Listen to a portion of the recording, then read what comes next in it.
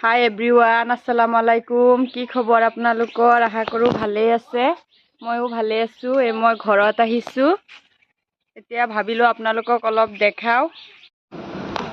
আৰু আমি এতিয়া গৈ আছিলোঁ অলপ বাগানত মধুৰিআম খাবলৈ। আমাৰ বাগানত প্ৰায়বোৰ ফল মূলৰ গছে আছে, কিন্তু বৰ্তমান মধুৰিআমেই লাগি আছে। আমাৰ আব্বাই ৰোৱা হয় এইবিলাক। আব্বাই গছ গছনি লগাই বৰ ভাল পায়। এই ফল মূলৰ গছ আৰু ফুলৰ গছ। এইজনী মোৰ মাজু বা, আৰু এইটো মোৰ ডাঙৰ বাৰ ল'ৰা, আৰু এয়া ডাঙৰ বা। এইটো মাজু বাৰ ল'ৰা, এয়া মোৰ ডাঙৰ ভাবি। মধুৰিআম খাই খাই খুব হাঁহি আছিলে। এয়া মাজু বাৰ ছোৱালী। এয়া মই মধুৰিআম কেইটামান ছিঙি খালোঁ চবেই।